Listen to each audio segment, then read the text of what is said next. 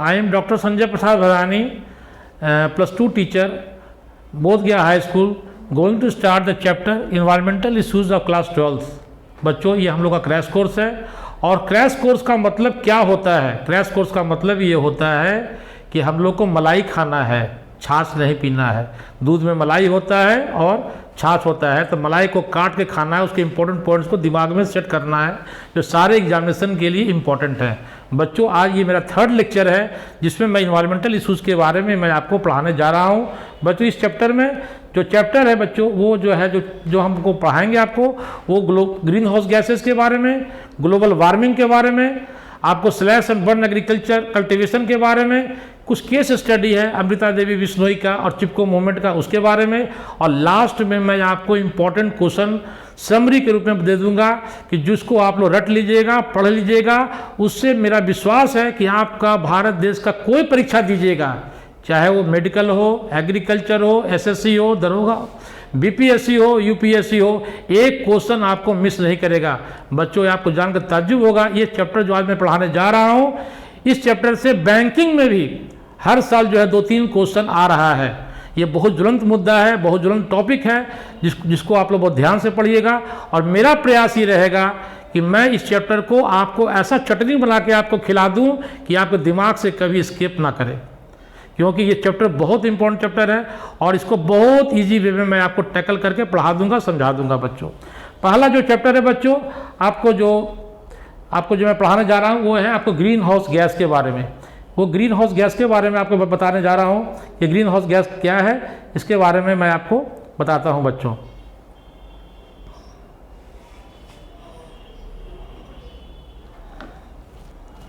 चलो कहें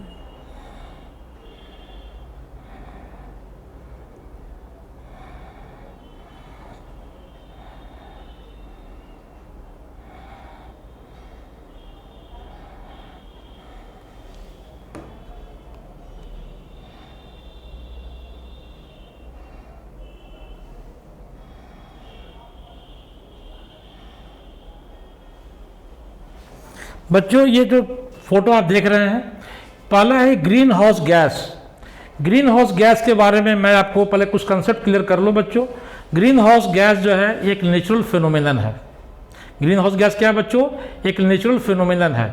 दूसरी बात है कि कभी आप अपनी गाड़ी में बैठते हो और धूप आ रही है, शीशा लगा दिए, देखते हो कि गाड़ी का अंदर का एनवायरनमेंट काफ़ी गर्म हो जाता है। क्यों होता है कि सूर्य के प्रकाश से, सूर्य का जो प्रकाश आपके शीशा के माध्यम से गाड़ी के अंदर आ रहा है। इसमें कंसेप्ट ये क्लियर करना है कि सन रेज में 2 चीज़ होते हैं, लाइट होता है और हीट होता है। बच्चों कंसेप्ट क्लियर कर लो। ये ग्रीन हाउस क्या है? एक नेचुरल फिनोमिनन है। ग्रीन हाउस क्या है बच्चों? एक नेचुरल फिनोमिनन है। और इसकी तुलना हम लोग करते हैं ग्लास हाउस से करते हैं। क्या करते हैं बच्चों? ग्लास हाउस से। जो ठंडे मुल्क हैं जहाँ फल सब्जियाँ उगाई जाती है, जिस प्लांट को ग्रो करने के लिए एक सर्टेन टेम्परेचर चाहिए, तो वहाँ के लोग वैज्ञानिकों ने क्या किया, एक ग्लास हाउस का निर्माण किया। ग्लास हाउस के अंदर क्या है कि फल सब्जी को लगाने कैसे उगता है कि सूर्य का प्रकाश जब उस ग्लास से जब पास करता है, अंदर आता है, तब क्या होता है कि वो ग्लास जो है सूर्य के प्रकाश को अंदर तो आने देता है, लेकिन जब वही सन रेज जब वापस जाने लगता है तो वो ग्लास जो है उसको जाने से रोक देता है। आपको मैं पहले बताया कि जो सन रेज है उसमें 2 प्रॉपर्टी है, उसमें लाइट है और हीट है। तो उसके कारण क्या होता है कि जब सूर्य का प्रकाश जब उस ग्लास हाउस से बाहर निकल नहीं पाता है, उस ग्लास हाउस के अंदर रहता है, तो टेम्परेचर को इंक्रीज कर देता है। और टेम्परेचर इंक्रीज करता है तो उसके क्या है, एक मिनिमम ऑप्टिमम टेम्परेचर मिलता है प्लांट के ग्रोथ एंड डेवलपमेंट के लिए। तो ये ग्रीन हाउस क्या है? एक ग्लास हाउस है। ग्लास हाउस सब कंसेप्ट क्लियर कर लिए बच्चों। ये ठंडे मुल्क में इस तरह से सब्जी जो है आपका जो वेजिटेबल्स जो है उगाया जाता है। ये हमारा अर्थ जो है, हमारे अर्थ के चारों तरफ जो है जहाँ हम लोग निवास करते हैं, एक वायुमंडल का घेरा है। कंसेप्ट क्लियर है बच्चों। इस वायुमंडल में पड़ते हैं जो गैसेज हैं, नाइट्रोजन है, ऑक्सीजन है, कार्बन डाइऑक्साइड है, बहुत सारे CFC है, ओजोन है, बहुत सारे गैसेज पाए जाते हैं बच्चों। ये गैस क्या करते हैं? इन गैस में ये प्रॉपर्टी है, ये सूर्य से आने वाली किरणों को आने तो देते हैं, लेकिन वही सूर्य की किरणें जब वापस जाने लगती हैं तो उनको रोक लेते हैं। और जब रोक लेते हैं तो उसके कारण क्या होता है, अर्थ का टेम्परेचर हाई हो जाता है। हाई होने से क्या हुआ कि आपका धरती का टेम्परेचर बढ़ जाता है, जो हम लोग ग्लोबल वार्मिंग कहते हैं बच्चों। क्या कहते हैं? ग्लोबल वार्मिंग कहते हैं। क्या लिखता है देखिए, ये सूर्य हैं, सूर्य भगवान है, इनसे जो आने वाली जो सोलर रेडिएशन है, जो सूर्य प्रकाश है, जो धरती पर आ रही है, तो धरती पर आ रही है, तो इसमें एक कंसेप्ट खाली क्लियर करना है कि अगर इस जो सूर्य का प्रकाश जो आ रहा है, इसमें 25% सूर्य का प्रकाश जो है सोलर एनर्जी को हमारा क्लाउड्स और हमारा गैसेज जो हैं वो एटमॉस्फेयर में उसको एब्जॉर्ब कर लेते हैं, और 25% जो सोलर रेडिएशन जो आ रहे हैं उनको रिफ्लेक्ट बैक कर देते हैं। तो 25% को क्लाउड और गैस एब्जॉर्ब कर लिए, 25% को रिफ्लेक्ट बैक कर दिए, अब बचा 50% जो है वो धरती पर आ गए। धरती पर आए, तो धरती पर आने के बाद वो ये मेरा धरती के चारों तरफ ये मेरा एटमॉस्फेयर है, ये क्या करता है कि सोलर रेडिएशन को आने तो देता है, लेकिन यही रेडिएशन जब धरती से टकराकर जब वापस जाने लगता है तो मेरा ग्रीन हाउस जो गैस है इसको जो है रोक लेता है, एब्जॉर्ब कर लेता है, इसको जाने नहीं देता है। तब क्या होता है, हमारा धरती का टेम्परेचर जो है बढ़ जाता है, जिसको हम लोग ग्लोबल वार्मिंग कहते हैं। और धरती का टेम्परेचर जब बढ़ेगा तब क्या होगा कि जो हमारे माउंटेन्स पर जो आइस है, पोलर रीजन में जो आइस है, बर्फ जमी हुई है, वो गर्मी के कारण पिघलेगी, और जब वो पिघलेगी तो क्या बनेगा, पानी बनेगा, और पानी बन के कहाँ जाएगा, समुद्र में जाएगा, और समुद्र में जब जाएगा तो क्या होगा कि समुद्र का लेवल बढ़ेगा, और समुद्र का लेवल बढ़ेगा तब क्या होगा, जो समुद्र के अगल बगल रहने वाले जो कोस्टल एरियाज हैं, जो देश समुद्र के किनारे रहते हैं, वहाँ बाढ़ और तूफान आ जाएगा, वो जल प्रलय हो जाएगा। बात समझ रहे हैं बच्चों? ये कंसेप्ट बेसिक कंसेप्ट है। अब क्या कहता है कि ये जो मेरा ग्रीन हाउस गैस है, ये ग्रीन हाउस गैस के बारे में इधर लिखा हुआ है कि green house gases absorb long wave infrared radiation from the earth and emit it again toward the earth, the cycle continues till the earth surface has no longer radiation to emit. यहाँ पर बच्चों concept एक ही clear करना है कि solar radiation जो धरती पर आ रहा है ये शॉर्ट वेवलेंथ के रूप में आता है, धरती से जब टकराता है, अर्थ से टकराता है, तो ये जो है लॉन्ग वेव रेडिएशन में कन्वर्ट हो जाता है, जिसको इंफ्रारेड रेडिएशन कहते हैं बच्चों। ये green house gases solar energy को आने तो देते हैं, क्योंकि ये हमारे सूर्य भगवान हैं, ये हमारे गेस्ट के रूप में है। प्रभु आइए आइए, अगर सूर्य भगवान नहीं रहेंगे तो धरती खत्म हो जाएगी। ये सूर्य भगवान को आने तो देते हैं, लेकिन जब जाने लगते हैं तो उनसे ये ग्रीन हाउस गैसेज जो लिपट जाते हैं, कहते प्रभु मत जाइए, रह जाइए। और सोलर रेडिएशन में क्या होता है, हीट है। वो हीट जब सूर्य की गर्मी है, वो गर्मी से कारण क्या है कि मेरा तो टेम्परेचर जो है धरती का जो है बढ़ जाता है। कहता है विगत 100 सालों में धरती का टेम्परेचर 0.6 डिग्री सेंटीग्रेड बढ़ गया। अगर कहता है ये ग्रीन हाउस गैसेज नहीं रहेंगे तो क्या होगा, तो हमारा धरती का टेम्परेचर -18 डिग्री सेंटीग्रेड हो जाएगा, -18 डिग्री सेंटीग्रेड हो जाएगा। और ग्रीन हाउस गैसेज रहने से ये हमारे धरती का जो average normal average temperature 15 degree centigrade को बनाए रखते हैं बच्चों। ये कंसेप्ट क्लियर कर लो। इसी बात का लिखा है ग्रीन हाउस गैसेज एब्जॉर्ब कर लेते हैं लॉन्ग वेव रेडिएशन को, जो रेडिएशन वापस जब जाने लगता है उसको रोक लेते हैं। आंसर क्लियर हो गया बच्चों? अब आगे देखिए, अब आपका आगे पॉइंट कहता है कि जब वो सोलर रेडिएशन जब रोक लेगा, ग्रीन हाउस गैसेज जो है वो जो उसको रोक लेंगे तो क्या होगा कि ग्लोबल वार्मिंग होगा, धरती का टेम्परेचर बढ़ेगा। Global warming refer to heating of the earth, धरती जो है गर्म हो जाएगी, और उस प्रभाव को कहता है ग्रीन हाउस इफेक्ट कहता है। इसको ग्लास हाउस इफेक्ट से भी कंपेयर किया, तुलना किया, जो मैंने शुरू में बताया। ये ग्लास हाउस इफेक्ट का कंसेप्ट कहाँ आया था, ठंडे मुल्क में, जहाँ ठंडा पड़ता है और सब्जियाँ उगाता है। उसका प्रॉपर्टी है आने तो देता है सनरेज को, लेकिन जाने नहीं देता है। अब जो क्वेश्चन आता है हर परीक्षाओं में, इस चैप्टर को एकदम याद कर लो।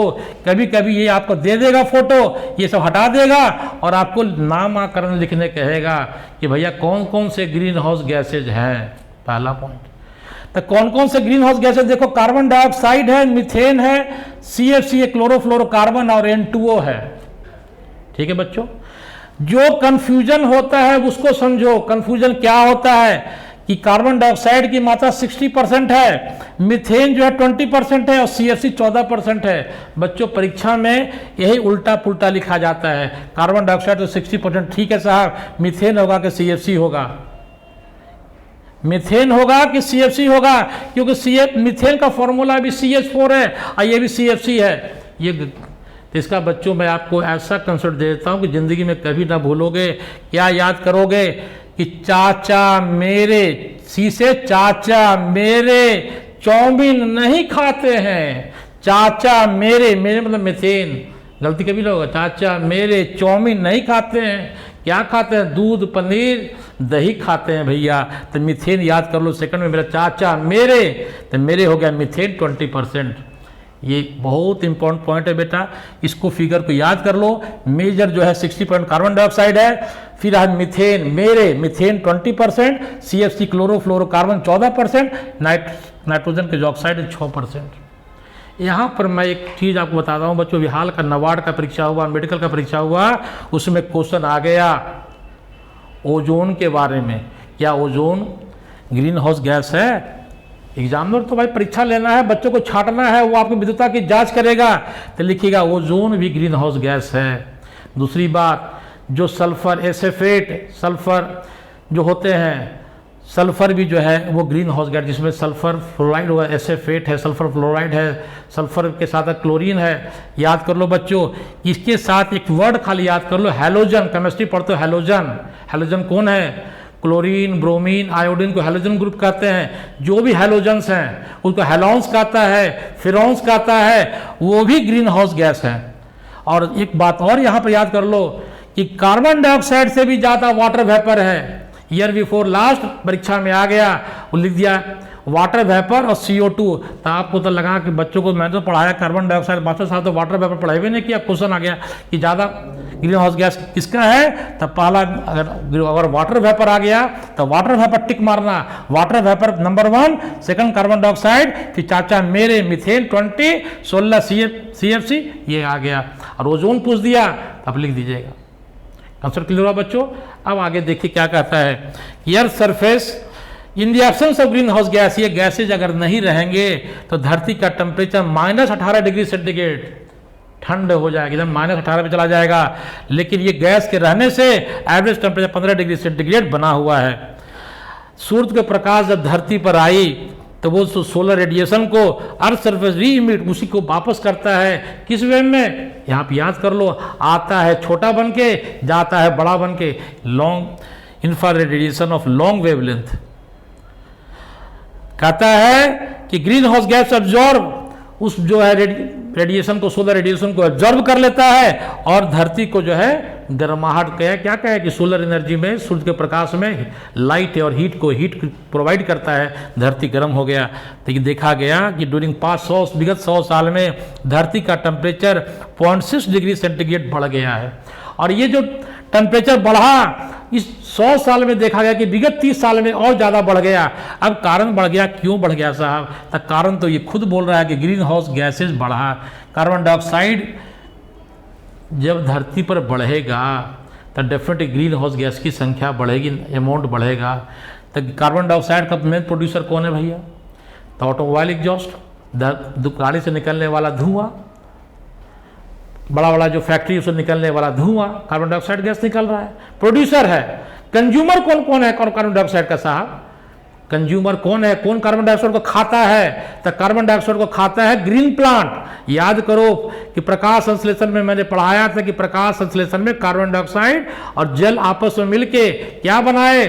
ग्लूकोज बनाए, भोजन बनाए, ऑक्सीजन दिए और जल दिए। जीवन के लिए भोजन, ऑक्सीजन और जल कितना इंपॉर्टेंट है, तुम खुश हो सकते हो बच्चों। ये 3 चीज को अपने जीवन से तुम हटा लो, क्या तुम जिंदा रहोगे?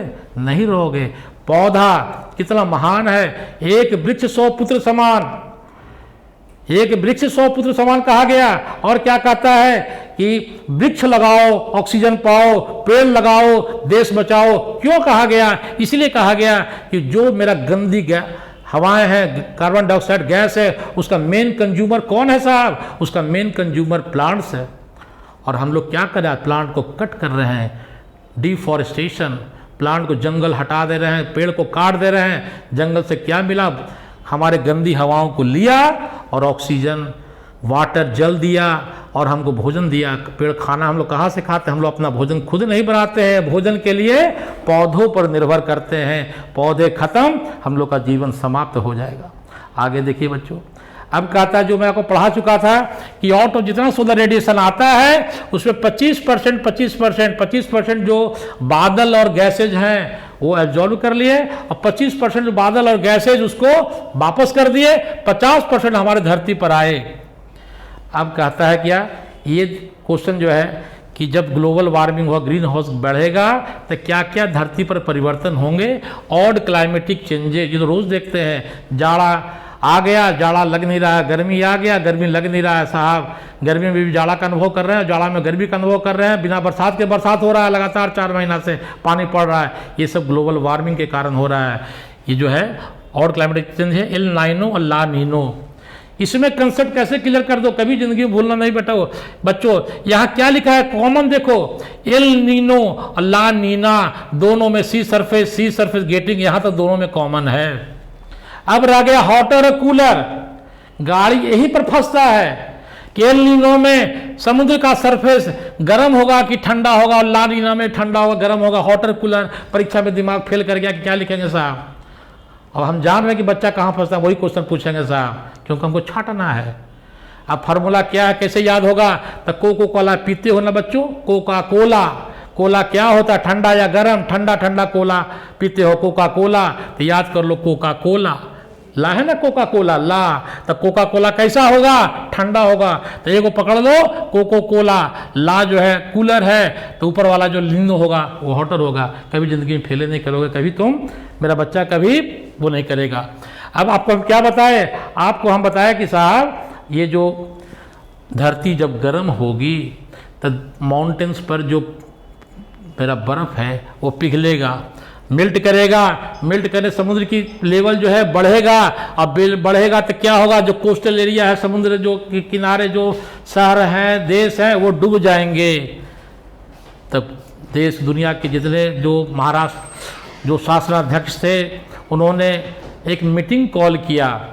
उस मीटिंग को कहता है क्योटो प्रोटोकॉल। क्या क्या? Kyoto protocol. खूब क्वेश्चन, दुनिया ऐसा कोई परीक्षा नहीं क्वेश्चन नहीं आ गया। मॉन्ट्रियल प्रोटोकॉल काहे के लिए आया साहब? मॉन्ट्रियल प्रोटोकॉल आया ओजोन डिप्लीटिंग, ओजोन को क्षय करने वाले जो चीज़ है उनमें कमी लाओ, मॉन्ट्रियल MO। ये क्योटो काहे के लिए आया? ग्लोबल वार्मिंग के लिए आया, मतलब ग्रीन हाउस गैस के लिए आया।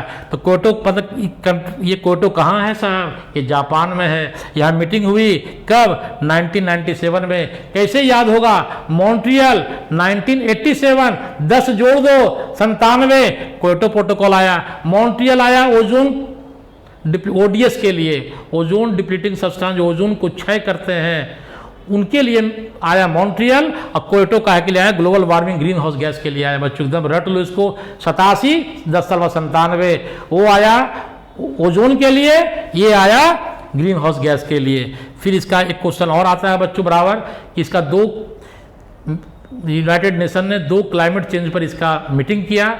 एक 11 में किया, एक 12 में किया। ये भी क्वेश्चन बराबर आता है बच्चों। 11 में जो किया वो साउथ अफ्रीका के डरबन नाम के शहर में हुआ। 12 में जो हुआ वो दोहा कतर में हुआ। D से डरबन, D से दोहा। डरबन में जो मीटिंग हुई साउथ अफ्रीका में, 11 में हुई United nation conference on climatic changes. ये क्वेश्चन बहुत हिट क्वेश्चन है बच्चों, अभी मैं आपको बता दिया।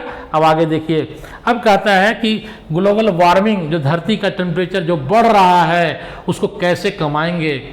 तब बढ़ने का कारण क्या है कि जो कार्बन डाइऑक्साइड जो पढ़ाए, चाचा मेरे चाउमीन नहीं खाते हैं, carbon dioxide, methane, CFC, N2O की मात्रा जो बढ़ रही है उसको घटाओ।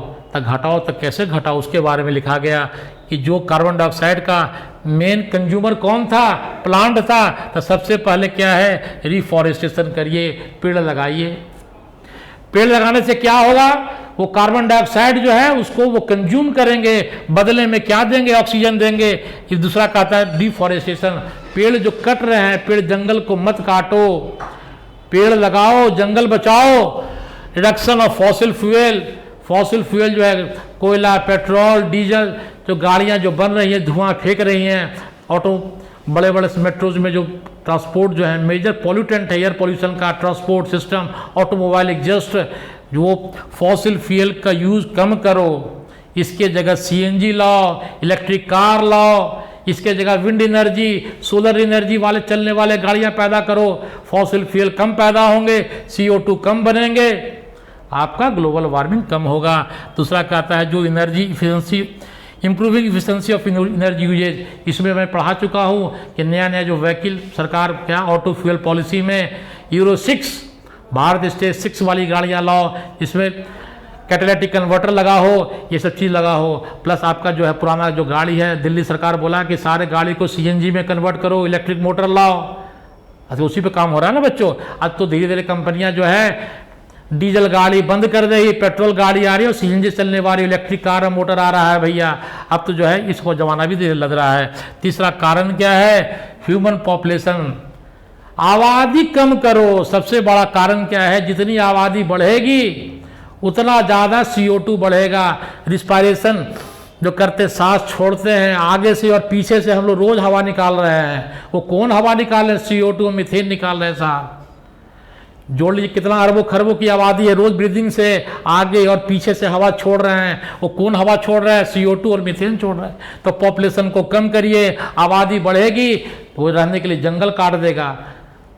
तो जंगल काटेगा, पेड़ काटा, तो सोचिए क्या होगा।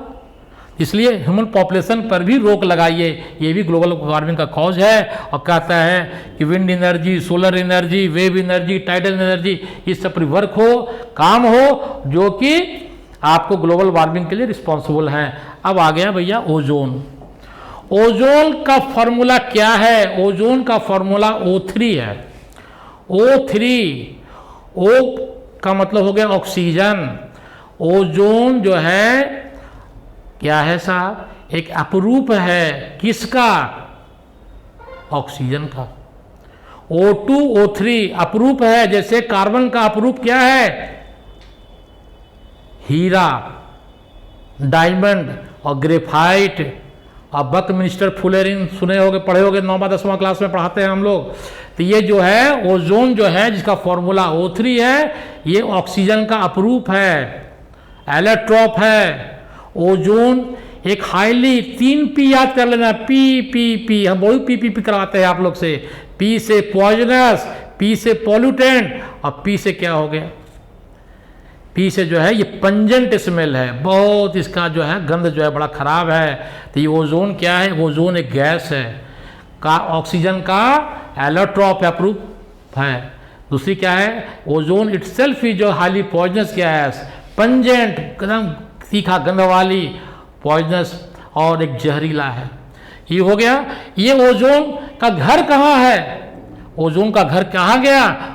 ओजोन का घर स्ट्रेटोस्फीयर में है। बताया कि हमारे धरती की चारों तरफ जो स्फीयर है, वायुमंडल की जो परत है, उसको क्षोभ मंडल कहते हैं, ट्रोपोस्फीयर कहते हैं, जिसका मोटाई 0 किलोमीटर से 15 किलोमीटर है। 15 से 50 किलोमीटर तक ये लेयर आ गया स्ट्रेटोस्फीयर का।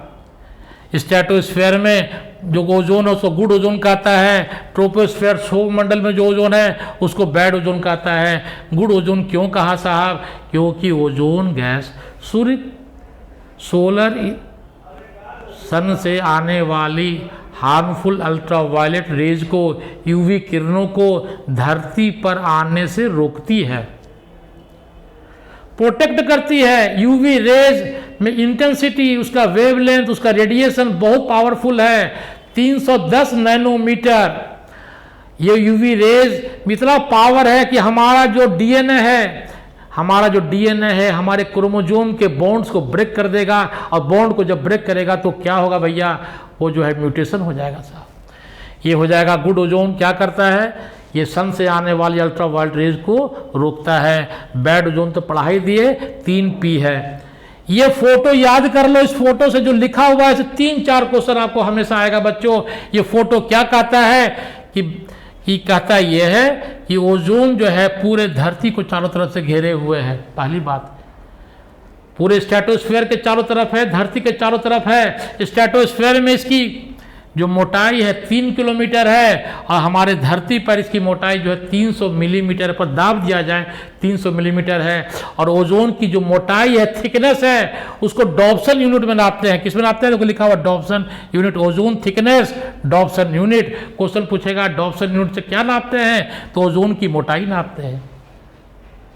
दूसरा लिखेगा कि ये जो अंटार्कटिका रीजन में वैज्ञानिकों ने देखा क्या कि हमारा नॉर्थ पोल और साउथ पोल को अंटार्कटिका रीजन कहता है। अंटार्कटिका रीजन में जो ओजोन की जो मोटाई है बहुत पतली हो गई है, जिसको ओजोन होल कहते हैं। ओजोन होल का मतलब कोई छेद मत लिख देना, hole in the ozone layer नहीं, ओजोन की मोटाई पतली हो गई, थिन हो गई, उसको कहा ओजोन होल कहता है बच्चों। ये ओजोन होल कहाँ देखा गया?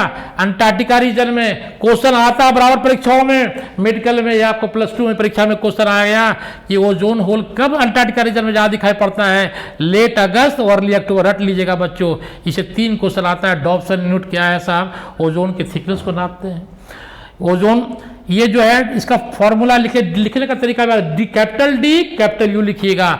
ये अंटार्कटिका रीजन में देखा गया, ओजोन होल पाया गया। ओजोन होल का मतलब छेद नहीं, thinning of the ozone layer. कब पाया गया? लेट अगस्त और अर्ली अक्टूबर में पाया गया बच्चों। कंसेप्ट क्लियर हुआ कि क्या कहता है? गुड ओजोन जो है हमारे सूर्य से आने वाली अल्ट्रावायलेट रेज को एब्जॉर्ब कर लेती है। यूवी रेज जो है, अल्ट्रावायलेट रेज जो है हमारे लिए बहुत जो है हार्मफुल है। क्या करता है? डीएनए के मॉलिक्यूल के, प्रोटीन के जो बंधन है, बॉन्ड से उसको ब्रेक कर देता है। ब्रेक करेगा तो क्या होगा? म्यूटेशन हो जाएगा भैया। अब सीएफसी अब क्या है? ये जो CFC क्लोरोफ्लोरोकार्बन ये क्या करता है? ओजोन की क्षय करता है, ओजोन को नुकसान पहुंचाता है, ओजोन को खत्म करता है। ये CFC कौन पैदा करता है साहब?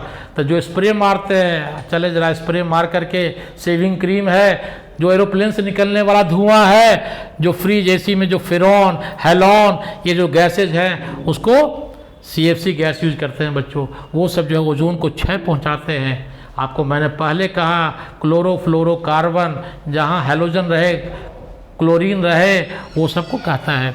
क्या कहता है? ये देखिए CFC क्लोरोफ्लोरोकार्बन, जो कि रेफ्रिजरेटर है, फ्रीज है, बड़े बड़े हवाई जहाज जो धुआं निकल रहे हैं, उनके निकलने वाले धुआं में ये केमिकल है। इस केमिकल को यूवी रेस क्या करते? गैस है, ऊपर जाएगा स्ट्रेटोस्फीयर में। ये यूवी रेस क्या करेगा? CFC को ब्रेक कर देगा, क्लोरोफ्लोरोकार्बन को ब्रेक कर देगा और क्लोरीन को तोड़ देगा।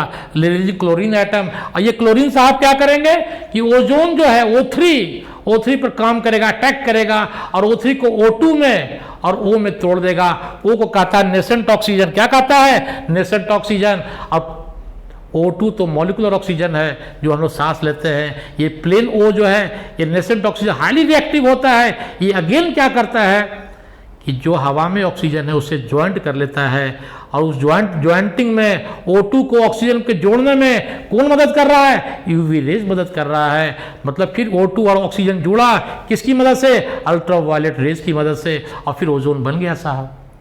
तो ओजोन तो बन गया, किसकी मदद से बना? यूवी रेस की मदद से बना। तो यहाँ भस्मासुर की कहानी हो गई। उस ओजोन को बनाने में यूवी रेस ने मदद किया, और जब ओजोन बन गया तब ये ओजोन साहब यूवी रेस को हाथ जोड़ के कहे, प्रभु आप यहाँ से चले जाइए वापस जहाँ से आप आए हैं। तो हम लोग कहते हैं कि भस्मासुर हो गए, शंकर भगवान का वरदान हो गया, जिसको दिए उसी को खाने लगे।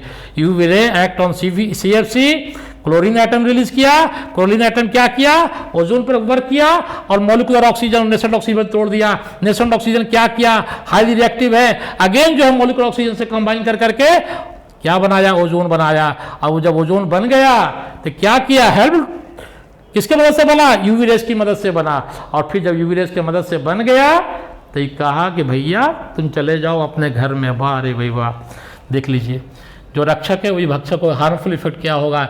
यूवी रेस क्या करेगा? हमारे डीएनए को के बॉन्ड्स को ब्रेक कर देगा, म्यूटेशन कॉज करेगा।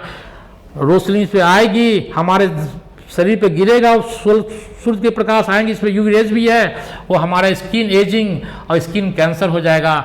ये क्वेश्चन बराबर आता है। स्नो ब्लाइंडनेस, बच्चों याद कर लो स्नो ब्लाइंडनेस कैसे होता है, यूवी रेज के कारण होता है, UV B radiation, UV rays, UV radiation, ultraviolet radiation के कारण क्या होता है, हमारे आँख में जो वाइट पोर्शन है बच्चों उसको कॉर्निया कहते हैं। क्या कहते हैं उसको? कॉर्निया। कॉर्निया में इन्फ्लेमेशन हो जाता है, इन्फ्लेमेशन को क्या कहते हैं? स्नो ब्लाइंडनेस कहते हैं। और बच्चों एक क्वेश्चन बराबर आता है जो मैं बता देता हूँ कि हमारे जो वाइट पोर्शन, आँख में जो वाइट पोर्शन है जो कॉर्निया कहते हैं, कहता कॉर्निया का ऑपरेशन दर्द वाला नहीं होता है। क्यों नहीं होता है? क्योंकि वहाँ पर ब्लड सप्लाई नहीं है। कहता है कि वहाँ पर जो है, जो हम लोग आँख में डोनेशन करते हैं, किसका डोनेशन करते हैं? कॉर्निया ट्रांसप्लांट करते, कॉर्निया का डोनेशन करते हैं बच्चों, ये मैं आपको बता देता हूँ। तो वही कहता है ह्यूमन आई में जो हमारा कॉर्निया वाइट पोर्शन है यूवी रेडिएशन को एब्जॉर्ब कर लेगा, एब्जॉर्ब करने के क्या होगा कि इन्फ्लेमेशन हो जाए कॉर्निया में, भी बीमारी को स्नो ब्लाइंडनेस कहेंगे, कैटरेक्ट कहेंगे, मोतियाबिंद कहेंगे और हम अंधे हो जाएंगे। अब कैसे काम करेंगे भाई? कहता है कि दुनिया में जो ओजोन को डिप्लीट करने वाले, क्षय करने वाले कारक कौन है? क्लोरोफ्लोरोकार्बन है, हैलोन्स हैं, जो बताया आपको हैलोजेंस वाले, फेरॉन्स हैं। तो वो सबको कमी करो, उसके लिए मीटिंग हुआ। कहाँ? मॉन्ट्रियल में। मॉन्ट्रियल कहाँ है? कनाडा नाम के देश में। कब हुआ? 87 में। और ये इफेक्टिव हुआ कब? 1989 में। यहीं पर बताया 87 में 10 जोड़ देना 97 आएगा तो वो आ जाएगा क्योटो प्रोटोकॉल। और क्योटो प्रोटोकॉल में किसका जिक्र हुआ? ग्रीन हाउस गैसेस का हुआ। कंसेप्ट क्लियर कर लो बच्चों कि इस प्रोटोकॉल में क्या हुआ कि ODH, ओजोन डिप्लीटिंग सब्सटेंस है, जो ओजोन को खत्म करने वाले सब्सटेंस है लाइक CFC, उनमें कमी लाओ। और दुर्भाग्य से दुनिया में सबसे ज़्यादा इसको पैदा करने वाला कंट्री कौन है मालूम है तुमको? वो अमेरिका ही है। कौन है वो? अमेरिका है। ओजोन डे हिट क्वेश्चन है हर परीक्षाओं में। 16 सितंबर को वर्ल्ड ओजोन डे मनाया जाता है। क्वेश्चन अगर आ गया तुम्हारे 12th के परीक्षा में कि 2021 का ओजोन डे का थीम क्या था, तो थीम था मॉन्ट्रियल प्रोटोकॉल। यूवी रेस का था 3 तरह का था, ABC, जिसमें बी का जो पावर है बहुत ज़्यादा है, 310 नैनोमीटर। याद कर लो वेवलेंथ इसका कम है। हमारा ए और सी को हमारा जो अर्थ का जो एटमॉस्फेयर है इसको एब्जॉर्ब कर लेता है बच्चों। अब आ गया कहता है जो टॉपिक है कि हमारा जो नेचुरल रिसोर्सेज है, हमारा जो नेचुरल रिसोर्सेज है उसको जो है कौन उसको डिग्रेड कर रहा है? तो डिग्रेडेशन ऑफ नेचुरल रिसोर्स, प्राकृतिक संसाधन। भगवान जी ने, ऊपर वाले ने हमको धरती को जो हरा भरा बनाया, धरती को मानव के लिए वर्ल्ड का प्रभु का, ऊपर वाले का, प्रभु का सबसे बेस्ट क्रिएचर जो कहा जाता है वो ह्यूमंस है।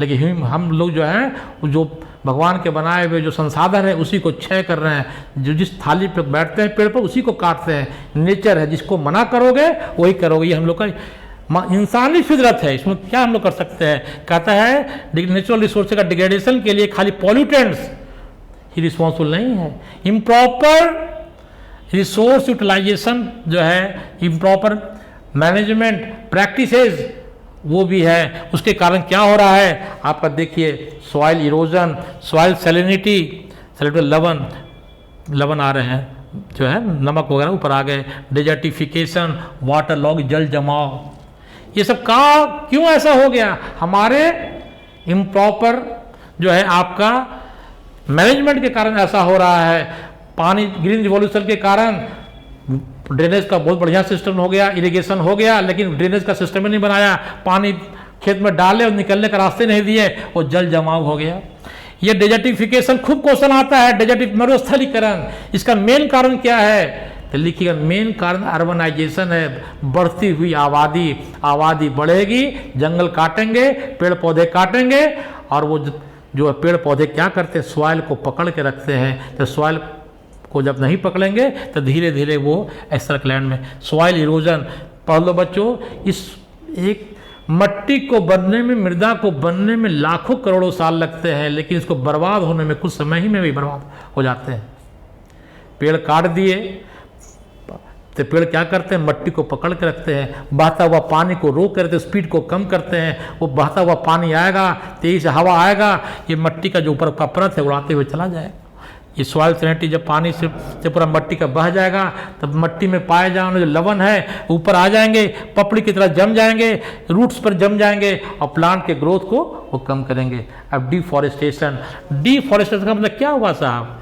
जंगल को काट दो। डिफॉरेस्टेशन, जंगल को काटो, पेड़ को काटो। रिफॉरेस्टेशन, पेड़ को लगाओ। रिफॉरेस्टेशन, पेड़ को काटो। डिफॉरेस्टेशन, ये जो चीज है बच्चों, इस एक क्वेश्चन तो आपको आना ही आना है। इसको फिगर को आप रट लो, याद कर लो, हर परीक्षा में आता है कि कहा गया कि ट्रॉपिकल रीजन में जो जंगल का जो लॉस है, नुकसान है, वो 40% देखा गया। ट्रॉपिकल का मतलब समझ लो बच्चों, विषुवत रेखा से 23.5 डिग्री ऊपर और 23.5 डिग्री नीचे को ट्रॉपिकल रीजन कहता है।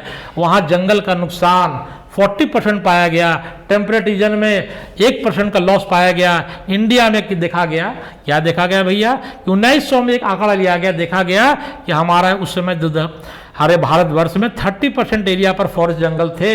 लेकिन 1999 में 100 साल के बाद जब फिर आंकड़ा लिया गया तो 21.54% रह गए, मतलब 8-8.5% की क्षय होगी, जंगल कट गए और रफ्तार अभी तेजी है। National forest policy NFP, national forest policy कब आया? 1988 में। 80-88 याद कर लीजिए। Joint forest management 80, national forest policy 88 रट लीजिए, दीवार में चिपका दीजिए, क्वेश्चन आना है। नेशनल फॉरेस्ट पॉलिसी क्या कहता है कि जो जंगल कितना होना चाहिए, वो फिगर दिया है। प्लेन पर, समतल मैदान में 33 और हिल में 67। रटने का फॉर्मूला एकदम एक वो याद करो, दूसरा याद हो जाएगा बच्चों, कोई दिमाग लगा। 33 का 33 दूनी 66, जस्ट डबल कर दो, 33 दूनी 66। मंजिल के पास पहुंच गए, ऑप्शन देखो और टिक मार के चले आओ। और 67 का आधा कर दो या 33 का डबल कर दो। प्लेन में 33% जंगल होना चाहिए और हिल्स में 67% होना चाहिए। अब डिफॉरेस्टेशन जब होगा, पेड़ कटेगा, ये तो कोई दिक्कत नहीं भैया, पेड़ कटेगा CO2 का लेवल बढ़ जाएगा। बायोडाइवर्सिटी मतलब क्या हुआ कि जंगल में जो रहने वाले चिड़िया थे, जंतु थे, जानवर थे, आज देखते नीलगाय शहर की ओर भाग रहे हैं, बहुत से तेंदुआ शहर की ओर आते हैं, जंगली जानवर शहर के ऊपर, जंगल कट, उनका रहने का आवास खत्म हो गया, उनका आशियाना खत्म, उनका घर खत्म हो गया, तो लॉस ऑफ बायोडाइवर्सिटी हो गया, उनका घर खत्म हो गया। बहुत से जंतु, जानवर, प्लांट विलुप्त हो गए। तब ना जूलॉजिकल पार्क और नेशनल पार्क बनाया गया। काहे बनाया गया साहब? हैबिटेट, घर का आशियाना खत्म हो गया। जब जंगल कट गए, ग्लोबल वार्मिंग हो गया, CO2 की लेवल बढ़ गई, ग्लोबल वार्मिंग हो गया, मरुस्थलीकरण हो गया, अर्बनाइजेशन हुआ। जंगल काटे, काहे काटे भाई? आबादी बढ़ी, रहने के लिए जगह चाहिए, जंगल काटो, घर बनाओ, हो गया। सॉइल इरोजन, पेड़ कटेगा, मट्टी को कौन पकड़ के रखेगा? सॉइल इरोजन हुआ। और देखते हैं पहले पानी 50 फीट पर पाता था, अब 150, 200, 250 पर भी पानी नहीं मिलता है, वाटर लेवल भाग रहा है। उसका कारण भी जंगल और पेड़ ही है। इसलिए कहता है पेड़ लगाओ, देश बचाओ। और कहता है एक वृक्ष 100 पुत्र समान, वृक्ष लगाओ और ऑक्सीजन बढ़ाओ। पेड़ के बिना जल नहीं और जल के बिना जीवन नहीं। स्लैश एंड बर्न एग्रीकल्चर, ये क्या है साहब? इसको कहता है झूम कल्टीवेशन भी कहता है। इसमें जो इंपॉर्टेंट पॉइंट को मैं समझा देता हूँ। स्लैश एंड बर्न एग्रीकल्चर का मतलब है झूम कल्टीवेशन। क्वेश्चन पूछेगा ये भारत में कहाँ प्रसिद्ध है? तो ये नॉर्थ ईस्टर्न स्टेट, आपका इधर आसाम, मेघालय, त्रिपुरा है ना, उधर जो है ये जो है ज़्यादा स्लैश एंड बर्न एग्रीकल्चर है। स्लैश एंड बर्न एग्रीकल्चर में क्या होता है कि पहले जो जंगल में जो जनजातियाँ लोग रहते थे, वो क्या करते थे कि जंगल को काटते थे, पेड़ में आग लगाते थे। और क्या कहता है कि देखिए आपको ये फोटो दिखाया गया, फोटो समझ में आ गया कि जंगल में जो जनजातियां हैं वो जंगल में क्या करते, पेड़ को काटते थे। पेड़ को काटने के बाद वहाँ आग लगा दिए। आग लगाने के बाद जो राख बचा वो फर्टिलाइजर का काम किए। जंगल कट गया, मैदान समतल हुआ, तो वहाँ पर जो है अपना जंगल, उसको जो है उसका जो जानवर वगैरह जो है चारा का वो खेती भी किए और जंगल के लिए अपना वो चारागाह मैदान भी बच गया, वो अपना चरने के लिए भी हो गए। वो कुछ दिन यहाँ पर रहे, खेती किए, उसके जो जानवर थे वो अपना खाए पिए, देखे कि भाई फर्टिलिटी कम रहा है, फिर वो आगे बढ़ गए। फिर आगे अगला आगे जा करके फिर वही काम दोहराए। फिर आगे जब कुछ दिन के बाद वहाँ जब पेड़ को काटे, आग लगा दिए, जला दिए, जो राख हुआ उस राख से फर्टिलाइजर का यूटिलाइज किए, खेती किए, जानवर खिलाए, आगे बढ़ गए। आज भी वही काम क्वेश्चन आता है कि स्लैश एंड बर्न एग्रीकल्चर क्या कर रहा है? डिफॉरेस्टेशन कर रहा है। क्या कर रहा है साहब? डिफॉरेस्टेशन, पेड़ कट रहा है, डिफॉरेस्टेशन। लेकिन पहले के क्वेश्चन बराबर आता है। क्वेश्चन कैसे पूछता है? वो पूछता है कि स्लैश एंड बर्न एग्रीकल्चर दूसरा नाम क्या है? झूम कल्टीवेशन। कहाँ फेमस है? नॉर्थ ईस्टर्न स्टेट्स में। क्या होता है? जंगल काटो, आग लगाओ, उसके राख को फर्टिलाइजर की तरह यूज करो, फिर प्रोडक्टिविटी कम गई धरती की, आगे बढ़ जाओ, काम को दोहराओ। आज भी वही हो रहा है, लेकिन पहले वाले अब में फर्क है। फर्क किसका है बच्चों? पहले का ये जो एग्रीकल्चर था, झूम कल्टीवेशन, इसको डिफॉरेस्टेशन नहीं माना जाता था, लेकिन आज जो हो रहा है उसको डिफॉरेस्टेशन माना जा रहा है। क्योंकि जिस हिसाब से आप पेड़ काट रहे हैं, पेड़ काटे लेकिन जंगल को बनने में टाइम नहीं दे रहे हैं। पेड़ को पूरा ग्रोथ होने का टाइम है, रिकवरी फेज, टाइम गैप बहुत कम रह गया। आबादी बढ़ रही है, वो क्या कर रहे हैं? पेड़ को तो काट ले रहे हैं, लेकिन फिर पेड़ को उगने का मौका नहीं दे रहे हैं। वही कहता है बच्चों, लास्ट में आपको दिखा गया कि इन अर्लियर डेज झूम कल्टीवेशन प्रिविलेंस था, काफ़ी था। टाइम गैप, फिर से जंगल आने में, पेड़ को आने में टाइम गैप दिया जाता था। Recovery for the effect of cultivation, land को फिर से पेड़ को आने का टाइम। लेकिन आज के केस में क्या है कि आबादी बढ़ने से रिकवरी फेज जो है, पेड़ को फिर आने का टाइम कम दिया जा रहा है। तो रिकवरी फेज और टाइम गैप में रिलेशन नहीं है। यही मेन क्वेश्चन आता है बराबर परीक्षाओं में कि पहले के ने और अब में क्या फ़र्क है। तो रिकवरी फेज और टाइम गैप में काफ़ी दोनों में डिफरेंस हो गया बच्चों। अब आगे केस स्टडी। केस स्टडी में मैं ज़्यादा नहीं पढ़ाऊँगा। कि केस स्टडी यूनिक है कि हमारे देश में ऐसा, वर्ल्ड में, दुनिया में ऐसा मिसाल कहीं नहीं मिलता है, न मिलता है, न हमको लगता है कि न मिलेगा। क्या हुआ? 1731 की कहानी है। ये कहानी है, केस स्टडी है। जोधपुर राजस्थान, याद कर लो, 1731 जोधपुर राजस्थान। राजा का नाम था अभय सिंह जी। उनको महल बनवाना था। उन्होंने कहा अपने सैनिकों से, जाओ जंगल में जाओ, पेड़ काट के लाओ, महल बनवाना है। जंगल में चले गए। जंगल में गए तो जो जंगल में गए, गांव में गए, जंगल के पास में गांव था, बिश्नोई गांव था। वहाँ बिश्नोई परिवार के लोग रहते थे। वो पेड़ को काटने लगे तो उसमें जो है, जो महिलाएं थी, एक महिला का नाम है अमृता देवी।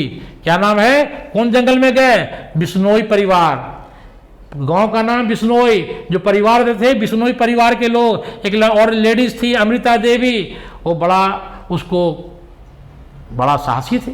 बोले कि साहब आप लोग जंगल मत काटो, क्योंकि पेड़ हमारा भगवान है, मैं इसको काटने नहीं दूंगा। बोला कि भाई राजा का हुक्म है, मैं पालन करूंगा। ये बोली मैं काटने नहीं दूंगा। वो पेड़ से जो है चिपक गई। तो राजा का जो सैनिक थे उसकी मुड़ी को काट दिया। उसके बाद उसकी 3 बेटियां थी, वो भी बोली जब माँ मर रही है तो मैं भी पेड़ को बचाऊंगा। वो लिपट गई। राजा के सैनिक ने उसको भी मार दिया। उसके बाद सैकड़ों बिश्नोई परिवार के लोग पेड़ को बचाने में अपनी जान की बलि दे दिए और खून की धारा, खून की नदियां बह गई वहाँ पर। ऐसा बलिदान इतिहास में न कभी मिलता है न मिलेगा कि पूरा समुदाय ही खत्म हो गया। उसकी याद में जो है हमारे भारत देश में हमारे प्रधानमंत्री ने एक अवार्ड चालू किया, इसका नाम है Amrita Devi Bishnoi wildlife protection award. क्या चालू किया? Amrita Devi wildlife protection award. अब यहाँ पर क्या ध्यान लगाना है? ध्यान ये लगाना है 2-3 पॉइंट में कि Amrita Devi Bishnoi wildlife protection award. कुछ से पूछेगा कि अवार्ड किसके लिए है, तो खुद बोल रहा है वाइल्ड लाइफ प्रोटेक्शन के लिए, जंगल में जो रहने वाले जीव जंतु जानवर पेड़ पौधों को बचाने के लिए। पहला पॉइंट। दूसरा पॉइंट, प्रोटेक्टिंग वाइल्ड लाइफ। पहला पॉइंट दिमाग में खोपड़ी में घुसा लो बच्चों। दूसरा पॉइंट, किस एरिया के लोग के लिए? रूरल एरिया के लिए। किसको दिया जाता है? इंडिविजुअल या कम्युनिटीज को। एनसीईआरटी का एक लाइन बोलता है बच्चों, उस लाइन से तुम चिपक जाओ। दुनिया का कोई ताकत तुमको बायोलॉजी में हिला नहीं सकता है, और मैं तुमको ऐसा बायोलॉजी पढ़ा दूंगा कि तुम्हारे दिमाग से स्किप नहीं करेगा, क्वेश्चन मिस नहीं करेगा। ये गवर्नमेंट ऑफ इंडिया ने Amrita Devi Bishnoi wildlife protection award चालू किया। काहे के लिए चालू किया साहब? प्रोटेक्टिंग वाइल्ड लाइफ के लिए। कहाँ, किस लोग को दिया गया? रूरल एरिया में रहने वाले, ग्रामीण क्षेत्र में रहने वाले लोगों के लिए और समुदाय को दिया जाता है। हो गया क्लियर कंसेप्ट। ये पहला चिपको मूवमेंट का कहानी है। दूसरा चिपको मूवमेंट जो है ये देखा गया 1974 में, 1974 में, कहाँ, गढ़वाल हिमालय में, चमोली डिस्ट्रिक्ट में। ये फोटो देख रहे हैं कि लेडी जो है ये पेड़ से चिपक के खड़ी है, इसको चिपको मूवमेंट कहा गया। ये सेकंड हुआ गढ़वाल हिमालय में 1974 में। 90 local women showed enormous bravery in protecting trees for the acts of contractor. यहाँ पर ठेकेदार लोग गए थे, वहाँ राजा के लोग थे या ठेकेदार लोग गए थे पेड़ को काटने के लिए, उन पेड़ को बचाए अपनी, और बोले कि मैं पेड़ को काटने नहीं दूंगा। इस पर दो नाम जो है बराबर बच्चों आता है, वो है सुंदरलाल बहुगुणा और चंडी प्रसाद भट्ट। चंडी प्रसाद भट्ट, बच्चों इसको याद कर लेना कि सुंदरलाल बहुगुणा और चंडी प्रसाद भट्ट किससे रिलेटेड थे, चिपको आंदोलन से जुड़े हुए थे। ये कब हुआ था, 1974 में हुआ था। कहाँ हुआ था, गढ़वाल हिमालय में हुआ था। ये बीपीएससी का हिट क्वेश्चन है। अब है ज्वाइंट फॉरेस्ट मैनेजमेंट। बच्चों देखो, ज्वाइंट फॉरेस्ट मैनेजमेंट क्या पढ़ना है, खुद बोल रहा है। फॉरेस्ट मतलब जंगल, वन, मैनेजमेंट मतलब प्रबंधन। तो वन के प्रबंधन में ज्वाइंट करो, जोड़ो। किसको जोड़ो भैया, लोकल कम्युनिटी को जोड़ो, जो उस जंगल में लोग रहते हैं उनको भी सम्मिलित कर लो जंगल बचाओ अभियान में। आपका जंगल बचेगा। मतलब हमारे देश में इतना पुलिस और इतना फोर्स नहीं है कि हर एक पेड़ के पीछे वो लगा रहेगा। भारत विशाल देश है, विशाल एरिया है, इसलिए सरकार ने दिमाग लगाया कि भाई जंगल को बचाना है तो लोकल कम्युनिटी को साथ में लेके चलना पड़ेगा। एक प्लान लाया जो कहता है JFM, ये 1980 में आया, और नेशनल फॉरेस्ट पॉलिसी 88 में, तब मैं बोले 80-88 याद कर लो। तो ये क्या है कि लोकल कम्युनिटी को वन प्रबंधन में जोड़ो, और जोड़ने से काहे को जुड़ेगा, बिना लालच के को जुड़ेगा, फोकट को नहीं जुड़ेगा। लालच दो, क्या बोला भाई, उनको कहा गया कि भैया जो चीज़ जंगल से मिलेगा तो पेड़ को बचाओ, पेड़ से मिलने वाला फल फूल सब्जी जो है वो सब है, गम है, रबर है, मेडिसिन है, वो सब का तुम उपयोग करो, यूज करो, लेकिन जंगल बचाओ, पेड़ बचाओ। ज्वाइंट फॉरेस्ट मैनेजमेंट यही कहता है, और कोई कंसेप्ट नहीं बच्चों। अब आपको जो है ये इंपॉर्टेंट डेट्स, इस इंपॉर्टेंट डेट्स को तो हर परीक्षा में 1 क्वेश्चन 2 क्वेश्चन बच्चों आता है, आपको जो है पढ़ना है। लेकिन मैं आपको समझा देता हूं कि आपको दिक्कत आपको नहीं होगा।